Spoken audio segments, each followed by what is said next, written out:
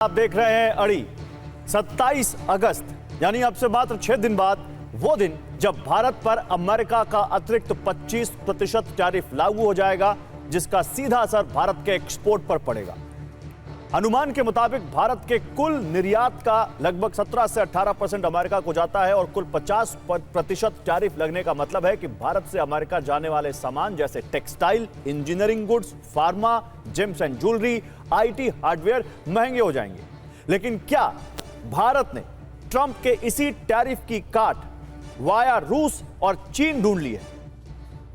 America के इस tariff terror की काट भारत ने क्या वाया पुतिन और जिनपिंग ढूंढ ली है? ध्यान दीजिएगा जो मैं आपको बताने वाला हूं। भारत के विदेश मंत्री एस जयशंकर इस वक्त रूस में हैं। वहां उन्होंने बिजनेस फोरम की एक मीटिंग के दौरान कहा कि रूसी कंपनियां भारतीय कंपनियों के साथ सहयोग और अधिक बढ़ाएं। उन्होंने रूसी कंपनियों को भारत में निवेश के लिए आमंत्रित किया।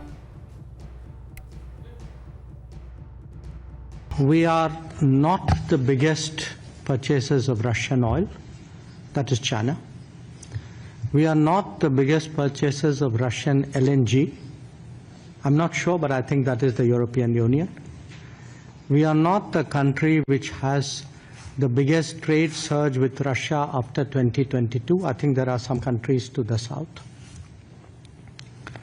We are a country where actually the Americans said for the last few years that we should do everything to stabilize the world energy markets, including buying oil from Russia. Incidentally, we also buy oil from America, and that amount has been increasing. उधर कल भारत में रूस के कार्यवाहक राजदूत Roman Babushkin ने क्या कहा, यह भी आपको सुनना चाहिए। उन्होंने कहा भारत अपने सभी सामान अमेरिका के बजाय रूस में बेच सकता है। भारत रूस से तेल खरीदता रहे और हम उससे 5% की और छूट देंगे। भारत में सुखोई जेट के इंजन बनाने पर भी सहमत हैं रूस भारत। इसके अलावा भारत किसी पर निर्भर नहीं है या भारत किस तरह से अमेरिका के टैरिफ की काट ढूंढ रहा है, इसका भी मैं आपको यहां पर एक छोटा सा अनुमान देता हूं। देखिए, ट्रंप के टैरिफ की काट यहां पर क्या है। रूस और चीन के साथ भारत के रिश्ते मजबूत हो रहे हैं। हाल फिलहाल में देखा है कि पॉजिटिव वाइब्स हैं दोनों के, रूस के साथ भी और चीन के साथ भी भारत के। रूस के साथ तो पहले से हैं और ज्यादा हैं। इसका मतलब ट्रंप के टैरिफ का काट क्या भारत और चीन से आएगा? भारत रूस से तेल खरीद रहा है और रूस से तेल खरीद जारी है। भारत ने अभी कोई ऑफिशियल ऐसा बैन रूस से तेल खरीदने पर अमेरिका के दबाव के बावजूद नहीं लगाया है। रूस को युद्ध में फंड कर रहा है भारत, ये आरोप लगाया अमेरिका ने, जबकि भारत रूस के साथ, जैसा कि क्योंकि रूस भारत का बहुत पुराना दोस्त है और व्यापार आगे बढ़ाने की कोशिश भी कर रहा है, लेकिन भारत ने साफ कहा है कि उसका युद्ध से कुछ लेना देना नहीं है। अब ग्लोबल डिप्लोमेसी यानी बहुध्रुवीय कूटनीति, 50% टैरिफ लगा दिया ट्रंप ने, लेकिन अभी देखा आपने चीन के विदेश मंत्री भारत में थे और किस तरह से उन्होंने जब अमेरिका के टैरिफ के बाद ये यात्रा की तो कहा विदेश मंत्री के साथ मीटिंग में बातें हुई, एनएस अजीत डोभाल के साथ वो मिले, फिर पीएम मोदी से मिले और फिर क्या हुआ कि चीन के साथ 3 ट्रेड रूट खोले जाएंगे। वीजा को लेकर भी यहां पर सॉफ्टन हुआ है भारत चीन का स्टैंड। तो ये सारी चीजें हुई हैं। इसके अलावा भारत क्वाड में भी है, भारत ब्रिक्स में भी है, भारत अमेरिका के साथ संगठन में भी है और भारत चीन और रूस के साथ भी एक अंतर्राष्ट्रीय संगठन में है। लेकिन भारत ने क्या कहा है कि हमारा देश हित सर्वोपरि है, यह साफ उसने कहा है। चीन से भी भारत के रिश्ते सुधरते दिख रहे हैं, ट्रेड रूट दोबारा खुल रहे हैं। तो ये सारी चीजें कहीं ना कहीं हो रही हैं। एक बार वो चीन वाला ग्राफिक्स दिखाइए यहां पर कि किस तरह से लिपुलेख, शिपकीला और नाथुला, इन 3 रूट से अब ट्रेड रूट दोबारा खोला जा रहा है चीन के साथ। 5 साल बाद भारत से चीन की डायरेक्ट फ्लाइट फिर शुरू हो रही है। चीन ने कई प्रतिबंध हटाए हैं। रेयर अर्थ मैग्नेट, उर्वरक, टनल बोरिंग मशीनों के निर्यात से बैन हटा है और वीजा नियमों में भी ढील दी गई। जैसे मैं आपको बता रहा था, चीन के प्रमुख कंपनियों के अधिकारियों को वीजा प्रक्रिया आसान करने पर सहमति बनी है। कैलाश मानसरोवर के साथ साथ पर्यटन और पत्रकार वीजा पर भी सहमति बनी है। मैं इसी को आगे लेकर जाता हूं और अपने जो हमारे पैनलिस्ट हैं उनसे इसी पर बात करता हूं कि क्या भारत ने अमेरिका के टैरिफ की काट वाया रूस और चीन ढूंढी है। देखिए, मेरे साथ इस पैनल में पॉलिटिकल पार्टियों के रिप्रेजेंटेटिव भी हैं और मेरे साथ इस पैनल में वो हैं जो भारत की अर्थव्यवस्था को बहुत अच्छे से समझते हैं और वो भी हैं जो डिप्लोमेसी को और जियोपॉलिटिक्स को बहुत अच्छे से समझते हैं। कैसे, आप देख सकते हैं, शिवम त्यागी हैं, बीजेपी के राष्ट्रीय प्रवक्ता हैं, अजय उपाध्याय जी हैं, कांग्रेस पार्टी के राष्ट्रीय प्रवक्ता हैं, डॉक्टर आलोक पुराणिक हमारे साथ जुड़ेंगे जो कि व्यंग्यकार भी हैं और आर्थिक स्थिति को भी बहुत अच्छे से समझते हैं, अर्थव्यवस्था को समझते हैं, अर्थशास्त्री भी हैं। मेरे साथ युक्तेश्वर कुमार हैं जो चीन को बहुत अच्छे से समझते हैं, साइनोलॉजिस्ट हैं और चीन से हम लंदन से शायद इस वक्त हमें ज्वाइन कर रहे हैं अगर मैं गलत नहीं हूं तो। और सुनील अलग हैं जो कि इकोनॉमिस्ट हैं और जाना पहचाना नाम है इस देश में, अर्थव्यवस्था को बहुत अच्छे से समझते हैं। आप सभी का स्वागत है। लेकिन मैं पहले सुनील अलग आपसे शुरू करूंगा। सुनील जी, जो मैं कह रहा हूं इस पर आपका क्या मानना है? क्या भारत ने ट्रंप के टैरिफ की काट ढूंढनी शुरू कर दी है, डिप्लोमेसी के जरिए भी और बिजनेस के जरिए भी? देखिए, मैं तो समझता हूं कि ट्रंप जो है काफी बुली है। जैसे स्कूल में कोई भी बुली करता है, अब इंडिया के थ्रू चाइना और रशिया को बुली कर रहा है। एक्चुअली इंडिया आराम से 1-2 साल के लिए चीन की तरफ जाएंगे, लेकिन चीन भी कोई अच्छा दोस्त नहीं है। ये हम समझते हैं कि बिल्कुल अच्छा दोस्त नहीं है, लेकिन हम ये जो कहते हैं कि 1-2 साल के लिए चीन के साथ भी हम हो जाएंगे। वीजा भी खोल दिया है, फ्लाइट भी शुरू हो गई है, इन्वेस्टमेंट ऑफ चाइनीज भी हमने शुरू कर दिया है। लेकिन मोदी जी कहते हैं इंडिया फर्स्ट।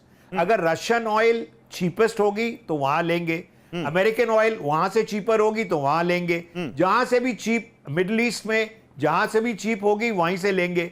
लेकिन इंडिया फर्स्ट है, मोदी के दिमाग में इंडिया फर्स्ट है। ट्रंप जो बुली है, लेकिन वो चीन और रशिया को बुली कर रहा है इंडिया के थ्रू।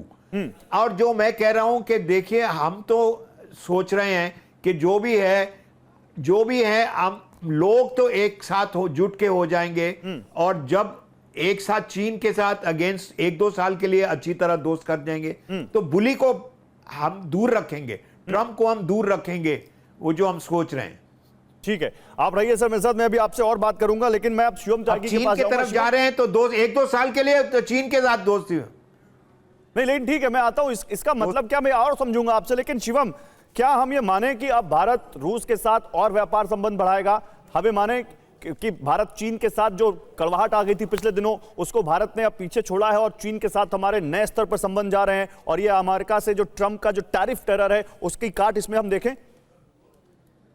देखिए, सबसे पहले मैं एक चीज यहां पर आपको कहना चाहूंगा कि जिस तरीके से इंडिया के ऊपर लगातार चीजों को कहा गया है, मेरे देश से मिनिस्ट्री ऑफ एक्सटर्नल अफेयर ने लगातार उस पर डीब्रीफ किया है। इस देश को आकर लगातार ब्रीफिंग्स में बताया भी है और ये भी कहा है, और साफ साफ जब चिट्ठियां जाहिर हुई हैं तो उसमें आपने देखा होगा कि यहां पर इस देश के 140 करोड़ लोगों का नेशनल इंटरेस्ट सबसे ऊपर है और उसके लिए अगर हमें कोई भी चैनल खोलने की आवश्यकता है तो भारत वो सभी रास्ते एक्सप्लोर करेगा। जब खास तौर पर तेल लेने की बात आई थी तो मेरे देश के ही विदेश मंत्री एस जयशंकर जी ने और लगातार मिनिस्ट्री ऑफ एक्सटर्नल अफेयर ने क्या कहा था कि भारतीयों का हित सर्वोपरि है और इंटरनेशनल मार्केट में ऑयल कंजम्पशन को स्टेबलाइज करने के लिए और अपने देश के हितों को देखते हुए हमें जहां से भी तेल खरीदने की आवश्यकता होगी हम खरीदेंगे और हम लगातार रशिया से तेल खरीदते रहे। अब आगे आता हूं, अगर बात चाइना की है, कहीं कोई दो राय नहीं है। अगर प्रथम दृष्टया में देखूं तो बहुत चीजें बेहतर होती हुई नजर आ रही हैं। अब उनके मंत्री यहां पर आए, आदरणीय प्रधानमंत्री जी से मिले, विदेश मंत्री जी से मिले, जाहिर है वीजा के नियमों में थोड़ी छूट देने का विषय हुआ है, मानसरोवर पर थोड़ा सा विषय जो है छूट देने का पर्यटन को लेकर आगे शुरू हुआ है। उन्होंने रेयर अर्थ मेटल को देने के लिए भी कमिटमेंट किया है। इसके अलावा खासतौर पर अगर आप बात करूं तो 3 कॉरिडोर और खोलने की बात हुई है। ये अच्छी शुरुआत है। अटल जी ने एक बहुत अच्छी बात कही थी और वो ये थी कि हम अपने दोस्त तो बदल सकते हैं लेकिन पड़ोसी नहीं बदल सकते। तो अगर वहां पर मैं मानता हूं कि कहीं पर एक चीज स्थापित होती है, शांति स्थापित होती है, बॉर्डर से संबंधित चीजें बेहतर रहें और आगे ट्रेड में लेकर स्थितियां बेहतर भारत करे, तो मैं मानता हूं ये हमारे लिए भी अच्छा है और वो भी इस बात को समझते हैं कि ग्लोबल साउथ के लिए अपने आप में एक इंपॉर्टेंट मिशन है। आगे एक और चीज, जहां तक बात हमारे ऊपर टैरिफ्स की है, मैं ये कहना चाहता हूं खुद इस देश ने भी और अगर मैं बात करूं एनडीए और भारतीय जनता पार्टी की सरकार ने भी, लोग दूसरे रहे लेकिन टैरिफ ये देखे हैं। आपको याद होगा जब पोखरण में हमें जो है हमने परमाणु परीक्षण किया था तो इस देश पर सैंक्शन लगे थे। आदरणीय अटल बिहारी वाजपेयी जी ने उस समय कहा था कि अमेरिका जो चाहे करे, लेकिन हमारे लिए ये टेस्ट बेहद महत्वपूर्ण थे, हम इसको लेकर आगे बढ़े। और भारत एक संप्रभु मुल्क है, जो भी यहां की जरूरतें हैं हम उसको लेकर पूरी करते रहेंगे और आगे बढ़ते रहेंगे। ठीक है, हमें कोई बुली नहीं कर सकता। हिंदुस्तान 140 करोड़ का देश तो है, मैं और डिप्लोमेटिक टाइज पर लगातार हम काम करते रहेंगे, चाहे कोई भी डिप्लोमेटिक टाइज पे आप काम कर रहे हैं, लेकिन अजय उपाध्याय जी का ये मैं मानूं कि वाकई ये एक, आपका क्या मानना है, क्या वाकई ये एक अच्छा मूव है भारत का कि भाई एक तरफ ट्रंप अगर नहीं मान रहे हैं तो चलो दुनिया की जो दो और पावरफुल कंट्रीज हैं उनके साथ कुछ व्यापार संबंध अपने सुधारे जाएं, ताकि ट्रंप को समझ में आए कि वो कैसे एक बड़ा अलाइक हो सकते हैं अगर ऐसे ही, जैसा कि हमारे विदेश मंत्रालय ने कहा कि इलॉजिकल टैरिफ है, इसकी कोई जरूरत नहीं है, तो इलॉजिकल कदम उठाने लगे अगर वो तो। देखिए, ट्रंप ने जो भी कदम उठाए हैं वाकई भारत के विरोध में है। भारत का की जो आर्थिक और जो राजनीतिक, मैं कहता हूं कि कूटनीति है, उस कूटनीति के कहीं ना कहीं विरुद्ध है। अब क्यों हुआ, कैसे हुआ, कब हमको बोलना था, कब हमको चुप रहना था, ये परिस्थितियां तो पूरा देश देख रहा है कि सरकार की नीतियों की कुछ विफलताओं के कारण जो है ट्रंप जो है लगातार भारत को हर मोर्चे पर प्रयास किया अपमानित करने का, जो कतई बर्दाश्त योग्य नहीं है, नाकाबिले बर्दाश्त है।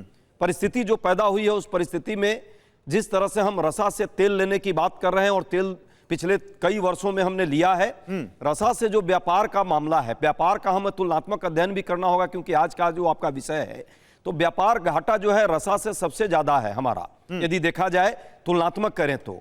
अमेरिका से हमारा अधिशेष रहा है, सरप्लस रहा है, लगभग 86 बिलियन प्लस अरब डॉलर का वहां हमारा जो है अधिशेष है, जबकि रसा से हमारा लगभग 60 अरब डॉलर का जो है। बट मेरी जानकारी के मुताबिक अजय जी, मैं एक जानकारी दे दूं यहां पर ताकि फैक्चुअली हम गलत ना जाएं।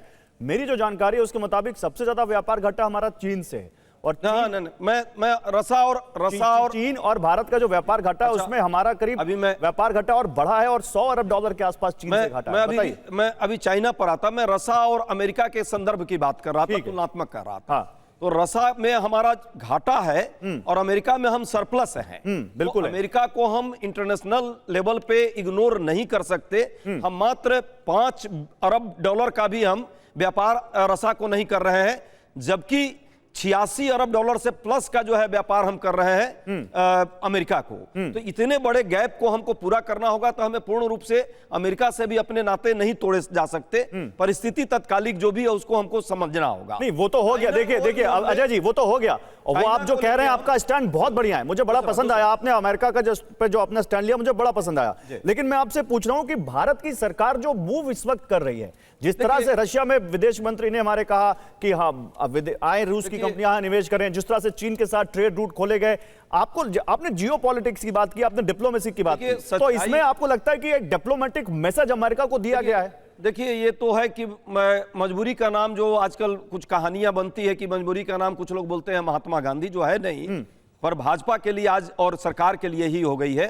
क्योंकि सरकार समय रहते यदि चेत गई होती तो हमें ये परिस्थिति नहीं आती। चाइना से अभी भी बॉर्डर डिस्प्यूट है, हमारे सोवरेंटी पर प्रश्न लगाने का लगातार प्रयास चाइना ने अभी इस युद्ध के दौरान जो सीज फायर हुआ है उससे पहले किया।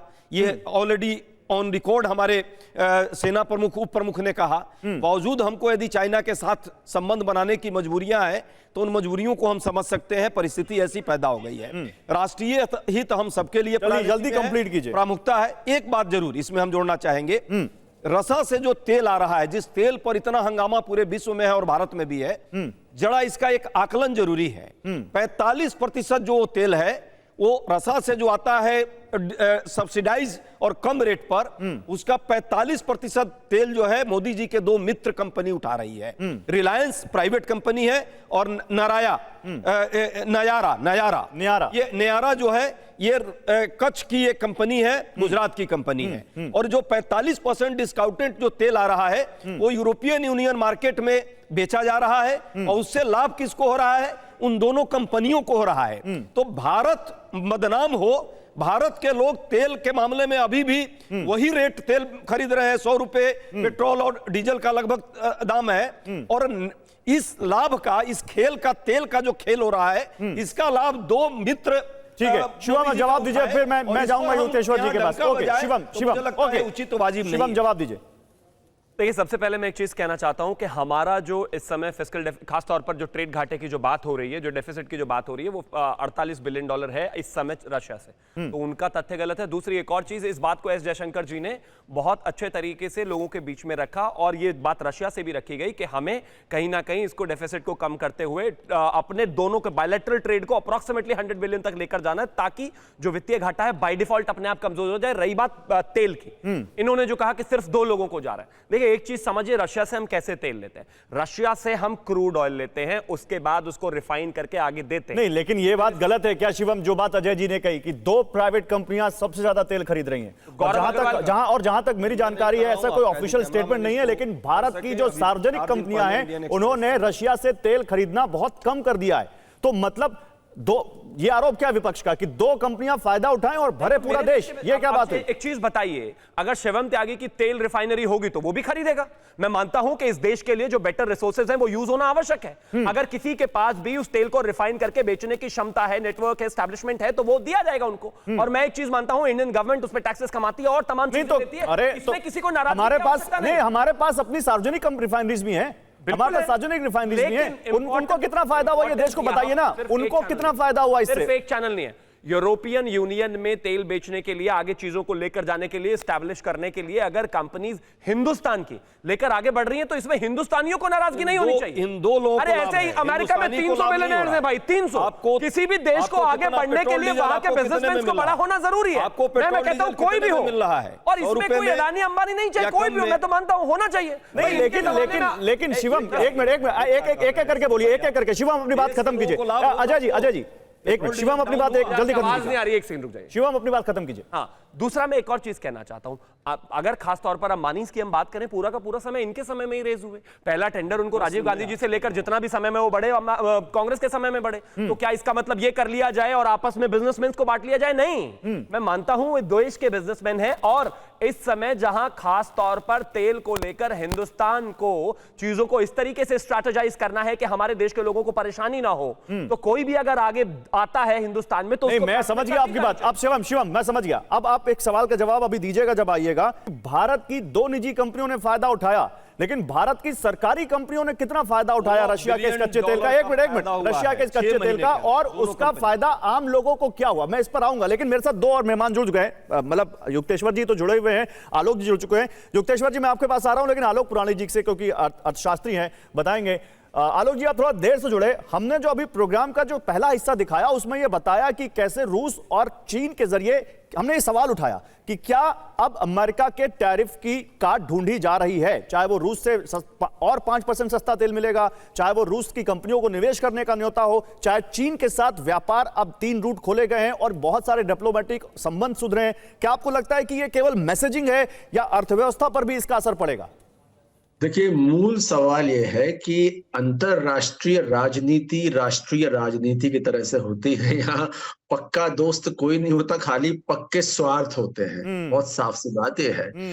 चीन के साथ हमारे जो कारोबारी रिश्ते हैं उसमें चीन हमसे बहुत ज्यादा कमाता है। चीन को हम एक्सपोर्ट करते हैं खाली $14 बिलियन का, उनसे हम इंपोर्ट करते हैं $113 बिलियन का। तो चीन का इंटरेस्ट है कि वो इंडिया को एक पॉइंट के बाद नाराज ना करे। अभी जो हमने देखा कि उन्होंने खाद के और ये टनल बोरिंग मशीन का मसला खोला, तो ये मैसेजिंग के साथ साथ एक चीज ये कि इंडिया और चाइना दोनों इस वक्त एक तरह के एक ही संकट में फंसे हुए हैं कि दोनों को खतरा है कि साहब वो और ज्यादा टैरिफ की चोट यूएसए से आ सकती है। आप ये समझ लीजिए कि ये सवाल बिल्कुल नहीं है कि हमें चीन पर रिलाय करना चाहिए। अरे चीन पर रिलाय कर, किसी पे कोई रिलाय नहीं कर रहा। ये सारे सौदे मजबूरियों के हैं। और कल को अगर मान लीजिए अमेरिका रणनीति के तहत ये करे कि चीन पे कोई टैरिफ लगाते नहीं है, हम सारा टैरिफ इंडिया पे लगाते हैं, तो चीन का रुख बिल्कुल अलग हो जाएगा। मेरा मानना यह है कि आप अपने को इतना मजबूत करें, अपने माल को इतना सस्ता और बढ़िया करें कि आपका माल उस तरह की मजबूरी बन जाए दुनिया की जिस तरह की चीन का। आपने बड़ी अच्छी बात कही सर, मुझे लगता है बड़ी सरल भाषा में आपने कह दिया कि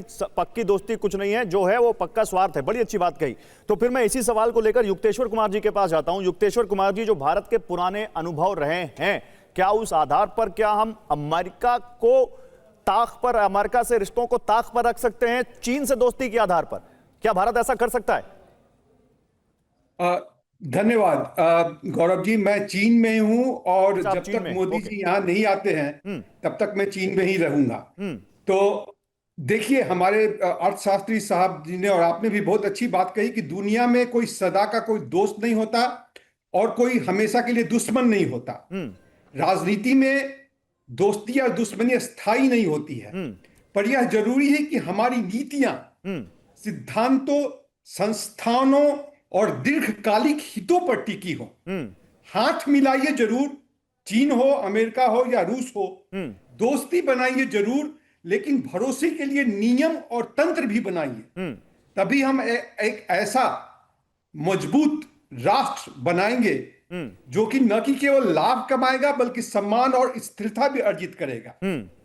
और ये कहना कि कौन होगा, ये तो जैसे बिहारी में हम लोग सोहर गाते हैं कि बबुआ हमार जीएम हुई है कि डीएम हुई है कि ना ना ना ना वो तो सीएम हुई है।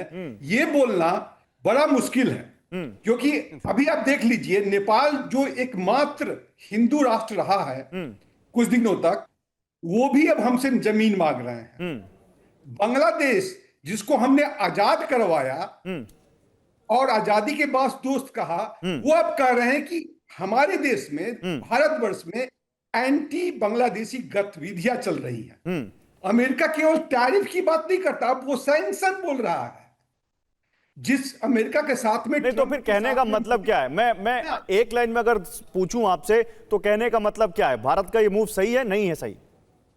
भारत का मूव बिल्कुल सही है। हाँ। जो हमारे विदेश मंत्री जो हैं, हाँ। वो उनसे मैं बहुतों बार मिल चुका हूं और वो चीन में भी राजदूत रहे हैं। उनको काफी पता है और आज के डेट में वो रशिया में भी हैं।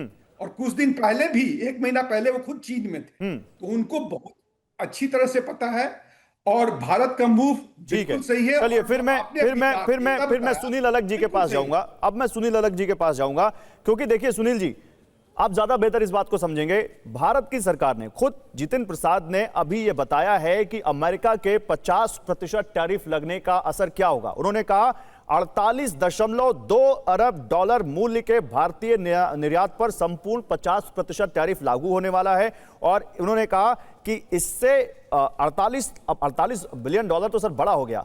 अब उन्होंने कहा कि इसमें एमएसएमई भी शामिल है, मजदूर भी शामिल हैं, उद्यमी भी शामिल हैं, निर्यातक भी शामिल हैं, जिन पर असर हो सकता है। और भारत की सरकार सभी वर्गों की सुरक्षा के लिए प्रतिबद्ध है और इस प्रभाव को कम करने के लिए सरकार उचित निर्यात प्रोत्साहन यानी एक्सपोर्ट प्रमोशन और व्यापार विविधीकरण यानी ट्रेड डाइवर्सिफिकेशन जैसी रणनीतियां अपना रही है। तो क्या ये वही ट्रेड डाइवर्सिफिकेशन है? और क्या आपको लगता है कि 48 अरब डॉलर के निर्यात पर अगर असर पड़ेगा तो ये जो हम बात अभी रूस और चीन से कर रहे हैं, ये इतने छोटे समय में या शॉर्ट टर्म में इसको हम मेकअप कर पाएंगे? क्योंकि रॉयटर्स कह रहा है कि इसका हमारी जीडीपी पर 1% असर आएगा। अब देखिए, एक जो ट्रंप है वो 3 महीने के लिए ऐसा करता है, फिर 6 महीने के लिए वैसा करता है। वो हर एक डील जो पर्सनली वो चेंज करता रहता है। तो हमें सोचना पड़ेगा कि अब देखो, अगर हम 6 महीने 7 महीने के लिए अगर पब्लिक को टाइट करना है, अपने आप को, एक्सपोर्ट प्रमोशन काउंसिल को टाइट करना है, तो करेंगे वो। लेकिन चीन और रशिया तो हमारी पहले से दोस्ती है, तो वो हम तोड़ेंगे नहीं, कभी भी नहीं तोड़ेंगे, चाहे चीन अमेरिका आए या ना आए। अमेरिका का हिसाब किताब जो है, कभी पाकिस्तान के तरफ गया, कभी इंडिया के तरफ गया, कभी वहां गया, कभी यहां गया। तो जियोपॉलिटिक्स के हिसाब के जो हैं, चीन जो है needs India as much as India needs China. Okay, देखो चीन ने ऐसा किया है, देख पाकिस्तान को ऑपरेशन सिंदूर में पैसे दिए, के आर्म्स दिए, लेकिन उन्होंने स्कर्मिश नहीं शुरू किया। और चीन को मालूम है कि भाई इंडिया की जरूरत है, तो जो मैंने शुरुआत में कही थी, 1-2 साल के लिए चीन की दोस्ती बनाएंगे। अब अगर चीन का दोस्ती बन गया, 2 साल के बाद देखेंगे उन लोग क्या करेंगे। अमेरिका क्या करेगी 3 महीने के बाद, 4 महीने के बाद, कि ट्रंप जो है क्या करेगा नहीं करेगा, वो हर एक पार्टी में हर एक देखो ब्रिक्स मैंने जो जितिन प्रसाद के बयान को कोट किया, मेरा सवाल वही पर था। ब्रिटानिया, इंडिया, चाइना और रशिया, मेन ब्राजील तो अगेंस्ट है अमेरिका के। अब वो 13 कंट्रीज ज्वाइन कर वो तो दिया है, ब्रिक्स को अपना 7 दुश्मन भी countries मानते हैं, वो join बार कर बार दिया, कहते हैं कि को ब्रिक्स इतना बड़ा अमेरिका बना की दिया सुप्रीमेसी है। के तो पैरेलल भाई खड़ा देखो, कर दिया चीन गया है, वो तो को बार भी बार ब्रिक्स को इंडिया कटघरे में खड़ा करते और हैं। लेकिन इंडिया आलोक को जी, भी जल्दी से इसके बाद मैं अपने पॉलिटिकल पैनलिस्ट के पास जाऊंगा। जो मैंने अलग जी से पूछा था, वो जो ट्रेड डाइवर्सिफिकेशन की बात कर रहे हैं, क्या ये वही डाइवर्सिफिकेशन है जो शुरू हो गया है? अपना बेल्ट टाइट करना सुनील जी, पड़ेगा, आप तक मेरी public को आवाज आ tight रही है क्या? करेंगे ना। तो देखो, जो भी है तेल हम वहां से लेंगे जहां से मिडिल ईस्ट में अगर उन्होंने दाम कम ओके कर सर, दिया आप तक तो मेरी कम आवाज कर नहीं आ रही लग रहा। सुनील जी, रशिया आपको ने मेरी कम आवाज आ कर रही है? दिया तो ऐसा नहीं है कि पूरा ऑयल रशिया से आ रहा है। इंडिया में भी कभी भी ऐसा नहीं हुआ कि रशिया से पूरा ऑयल आ रहा है। ठीक है सर, ओके। पहले तो ओके ओके ओके। अब आलोक पुराणिक जी, आलोक जी, तो ये वही ट्रेड डाइवर्सिफिकेशन है क्या? आलोक जी की आवाज ऊपर करिए। लिए लिया ये यूरेशियन यूनियन के देश जिसमें कि रशिया, आर्मेनिया, बेलारूस, कजाकिस्तान और किर्गिज शामिल है, इनके साथ भी इंडिया के एफटीए की बात चल रही है। कृपया सीधी सी सुनील बात जी को ये है। एक मिनट आलोक जी, कृपया सुनील जी को बता दीजिए, उनकी आवाज अभी नहीं जा रही, वो लगातार बोल रहे हैं, वो अच्छा नहीं लग रहा है। हाँ, अब बोलिए आलोक जी। मेरा निवेदन यह है कि डाइवर्सिफाई हमेशा करने चाहिए। एक ही टोकरी में सारे अंडे कभी भी रखने चाहिए, ना अच्छे वक्त में ना बुरे वक्त में। मूल सवाल यह है कि इंडिया को अब क्या करना है। मूल सवाल इंडिया को यह है कि इंडिया को अब उन क्षेत्रों में अपनी मजबूती दिखानी है। ब्रह्मोस बेच दीजिए, S-400, 500 रशिया के साथ कोलैबोरेशन करके बेच दीजिए, सॉफ्टवेयर मैन्युफैक्चरिंग की चीज बेच दीजिए। अब एक एफटीए की बात चल रही है, फ्री ट्रेड एग्रीमेंट की बात चल रही है, जो रूस के मित्र देश है उनके साथ। तो मूल सवाल यह है कि आपको अब यह समझना है कि कुछ समय पहले तक जो हम ये मान के चलते थे कि साहब इंडिया यूएसए का स्ट्रेटेजिक पार्टनर है, ये कतई फर्जी बात है। इतिहास सिर्फ दो बात बताता है कि यूएस के आप सिर्फ कारोबारी मित्र होकर रहिए तो आपकी लाइफ सही चलने वाली। जहां करीब आएंगे, यूएस के करीब कोई भी देश गया है, उसकी अंततः तबाही तय है। लेकिन थोड़ा एक आयरनी भी मैं यहां पे बताना चाहता हूं। एक तरफ ट्रंप ने, आपको याद होगा, कहा था डेड इकोनॉमी, कहा था ना। अब उसी अमेरिका की एक एजेंसी है जो दुनिया की जानी मानी रेटिंग एजेंसी है, S&P। पीसीआर को ग्राफिक्स दिखाइए, वो क्या कह रही है। उसके कहने का मतलब है दुनिया में भारत एक चमकते सितारे के तौर पर उभर रहा है। मतलब है, उन्होंने कहा क्या वो बताता हूं। S&P ने भारत की जो रेटिंग है वो अपग्रेड की। उन्होंने बी माइनस से बढ़ाकर रेटिंग बी की। शॉर्ट टर्म रेटिंग को A3 से A2 पर अपग्रेड किया, और यह 18 वर्षों में पहला रेटिंग अपग्रेड है भारत का। अब अपग्रेड का कारण क्या है? क्योंकि भारत की आर्थिक वृद्धि एशिया प्रशांत क्षेत्र में सबसे अधिक है, सरकार की वित्तीय नीतियों में स्थिरता है, खर्च की गुणवत्ता में सुधार दिख रहा है, महंगाई पर नियंत्रण है और राजकोषीय घाटे में नियंत्रण दिख रहा है, एक फिस्कल डिसिप्लिन दिख रहा है, राजकोषीय अनुशासन दिख रहा है। इसका असर क्या होगा? विदेशी निवेश बढ़ेगा, सरकारी और निजी कंपनियों को सस्ती दर पर विदेशी कर्ज मिल सकता है, इंफ्रास्ट्रक्चर, ऊर्जा और मैन्युफैक्चरिंग क्षेत्र में निवेश बढ़ने की संभावना है, भारत की लंबी अवधि के निवेश स्थल के तौर पर पहचान है। अब सवाल यही है यहां पर, अजय जी, मैं आपसे सवाल लेकर आ रहा हूं। देखिए, ये जो रेटिंग अपग्रेड हुआ है, ये टैरिफ लगने के बाद हुआ है, पहले नहीं हुआ है, और उसी अमेरिका की एजेंसी ने लगाया है जिस अमेरिका के राष्ट्रपति ने इसको डेड इकोनॉमी कहा था, जिसको आपके नेता ने भी कहा था कि हम समर्थन करते हैं। तो अगर ट्रंप कुछ कर रहे हैं तो फिर भारत को ये अमेरिका की और एजेंसीज ये क्यों कह रही हैं कि बहुत अच्छे से बढ़ रहा है और इसको अपग्रेड कर रहे हैं? और क्या आपको लगता नहीं कि इसका असर दूसरे देशों पर भी बढ़ेगा और वो जो टैरिफ का असर होगा वो इससे मार्जिनलाइज होगा? देखिए, S&P का जो है अपना आकलन है, पर आपने तो अभी हमारे मंत्री जी का ही, व्यापार मिनिस्टर का ही आपने बता दिया कि कितना 48.5 अरब डॉलर का जो है घाटा जो है इसके कारण होगा। नहीं, उन्होंने ये नहीं कहा। नहीं, आपने गलत कोट कर दिया। उन्होंने कहा कि अमेरिका को जो निर्यात होता है उसका मूल्य है 48.2 अरब डॉलर और इस पर असर पड़ेगा। वो कितना होगा ये नहीं मालूम। 1% आपका चैनल भी दिखा रहा है कि पूरे जीडीपी का लगभग 1% इस पर हानि होगी हमें। वो राइटर्स इसके अलावा और भी गोल्डन स्मिथ और फीस बहुत सारे जो और भी रेटिंग एजेंसियां हैं वो दिखाई है कि 1% कहानी 1% कहानी आप समझ रहे हैं इसका कितना बड़ा व्यापक मायने है। तो उस मायने के संदर्भ में चूंकि अभी टैरिफ लगा है उसके इंपैक्ट क्या होंगे तो समय आने पर एनालिसिस होगी। अब देखिए यहीं पर नहीं अजय जी, यहीं पर दिक्कत है। आपने रॉयटर्स की रिपोर्ट पिक कर ली और कह दिया कि 1% जीडीपी कम होगी, और S&P की रिपोर्ट को आपने खारिज कर दिया कि चलो S&P जो कह रहा है देखा जाएगा। दोनों अलग अलग एजेंसीज हैं, एक एजेंसी की आपने रिपोर्ट उठा ली, एक एजेंसी की रिपोर्ट आपने छोड़ दी। एक नहीं दसियों एजेंसियों ने कहा है कि ये टैरिफ से, और मुझे लगता है छोड़िए एजेंसी की बात, आप और हम लोग भी पढ़े लिखे व्यक्ति हैं, इतना तो हम भी समझ रहे हैं यदि 48.5 बिलियन अरब डॉलर का निर्यात का असर पड़ेगा तो उसके हानि हमें उठाने ही पड़ेंगे। इसको हम माने ना माने, हम अपने दिमाग को बंद कर ले तो बात अलग है। ये सच्चाई है, आम जनता देख रही है। प्रोडक्शन पर आपका असर पड़ेगा, आपके निर्यात पर जब असर पड़ेगा तो आपका एमएसपी पर असर पड़ेगा, आपके लेबर पर असर पड़ेगा, आप रोजगार पर असर पड़ेगा। ये असर होना है। अब इसको डाइवर्सिफाई कैसे करते हैं ये मैटर है। वही तो सवाल है, उसी पर तो हम आपसे बात कर रहे हैं कि जो भारत का जो मूव है वो आपको सही लगता है?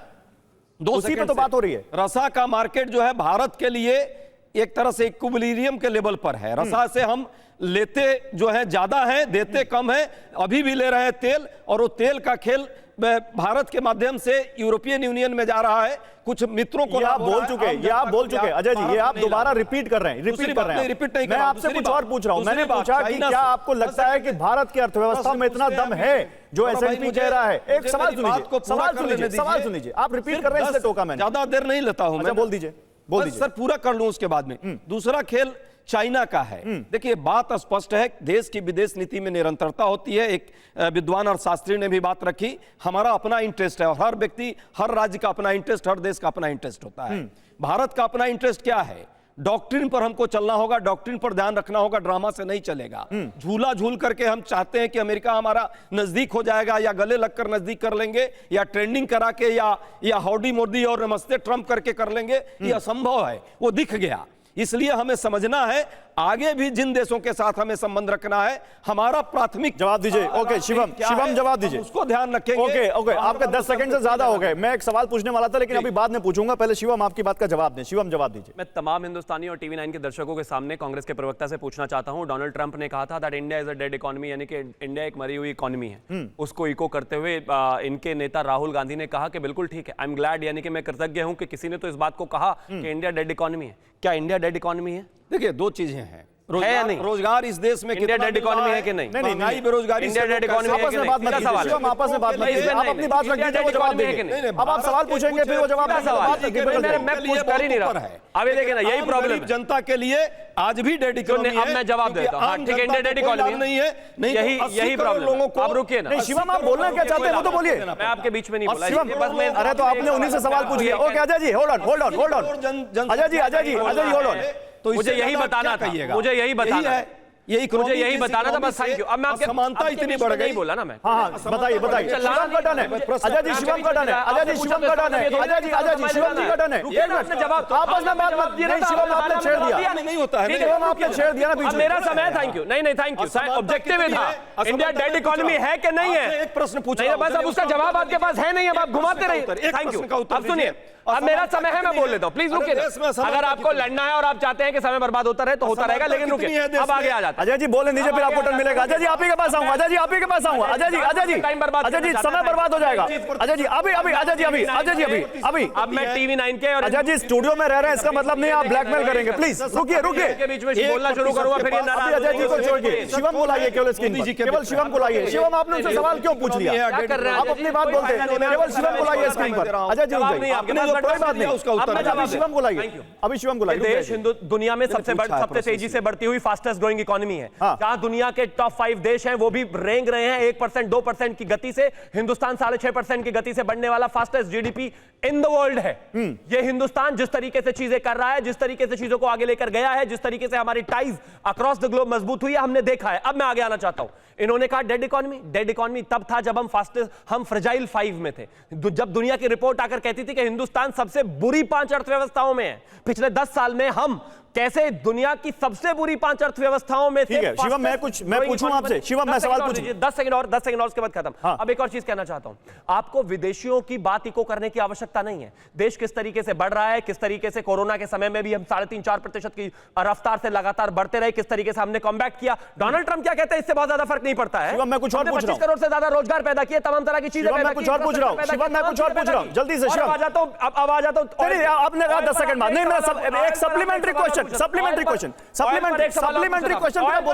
इतनी देर में तो जवाब भी खत्म कर देता मैं। Thank you. IOCL, BPCL, HPCL जो इस देश की सरकारी कंपनीज हैं, वो जो तेल खरीदती हैं वो लॉन्ग टर्म ट्रेड में खरीदती हैं। उनके लॉन्ग टर्म अग्रीमेंट्स होते हैं, इस वजह से सर्टेन लिमिट पे ही तेल खरीद सकती हैं। जबकि इस देश की जो प्राइवेट कंपनियां हैं वो रशिया से तेल खरीदकर और अगर खासतौर पर आगे बेचती हैं, वो इस फायदा क्या होता है, इससे हिंदुस्तान की सरकार अगर लॉन्ग टर्म अग्रीमेंट की बात कर रहे हैं ना शिवम आप सुनिए, शिवम अब आप सुनिए, आपके सवाल का शिवम अब आप सुनिए लॉन्ग नहीं आप सुनिए मेरे सवाल का जवाब था, तो मैं उसमें एक आपको और तथ्य बता दूं। अगर लॉन्ग टर्म अग्रीमेंट की बात कर रहे हैं तो प्राइवेट कंपनी जिसका नाम लिया जा रहा है रिलायंस, उसने 10 साल का अग्रीमेंट किया रिलायंस के रशिया के साथ। सुनिए और मेरी बात, ये आप पता कर लीजिए, जो सरकारी कंपनियां हैं, तेल कंपनियां, सरकारी तेल कंपनियां, सुनिए सरकारी तेल कंपनियां हैं, वो भी रशिया से सस्ता तेल खरीद रही थी। 23 साल के कॉन्ट्रैक्ट में है, सस्ता तेल खरीद रही थी। 23 साल, हाँ तो बेचेंगे ना, उससे हिंदुस्तान को फॉरेन रिजर्व आता है।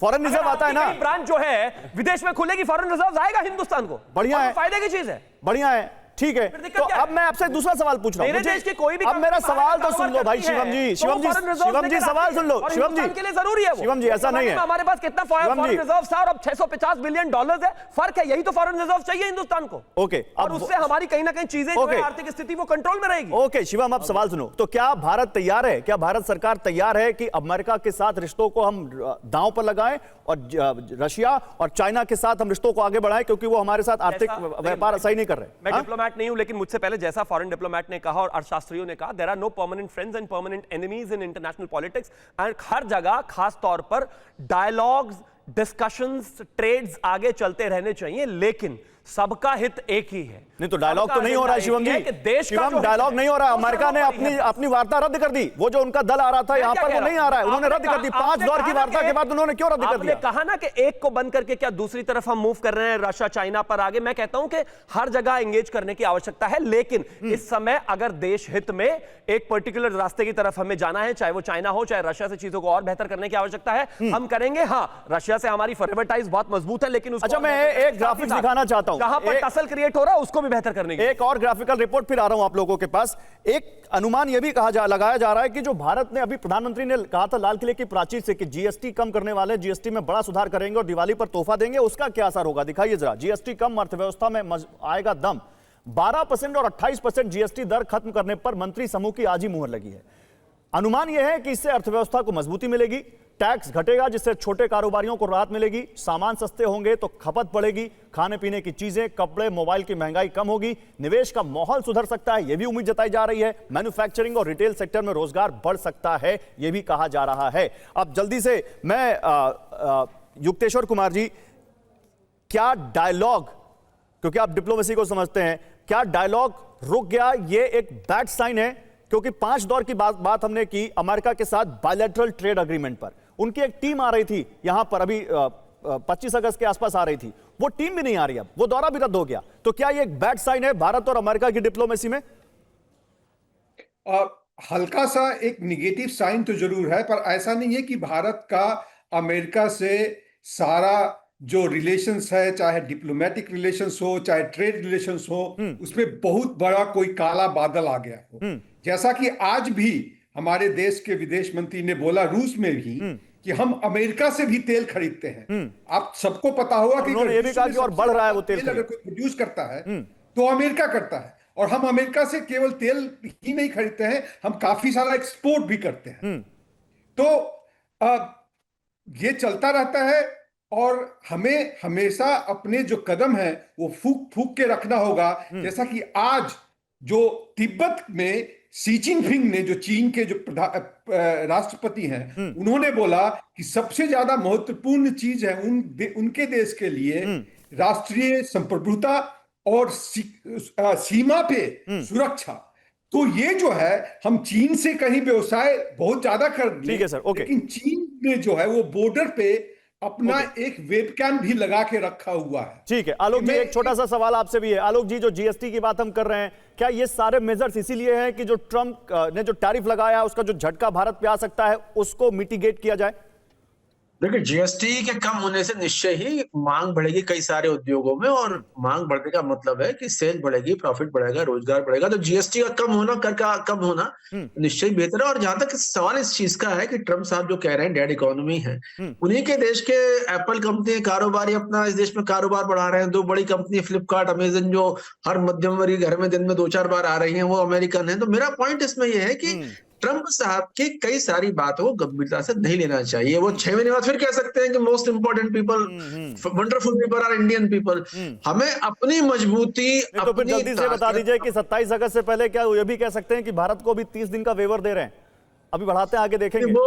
वो कुछ भी ट्रंप साहब के साथ दिक्कत ये है कि ट्रंप साहब एक साथ डॉन और दुनिया के सेठ होना चाहते हैं। पहले ठीक है। एक व्यक्ति ना सेठ और डॉन साथ साथ नहीं हो सकता। नहीं, अभी डॉन को नोबेल कैसे मिलेगा फिर? सवाल तो यही है। बहुत बहुत शुक्रिया आपका हमारे साथ जुड़ने के लिए। डॉन जो होता है कंसेशन देता है। आप सभी का बहुत शुक्रिया। समय कम खत्म हो चुका है।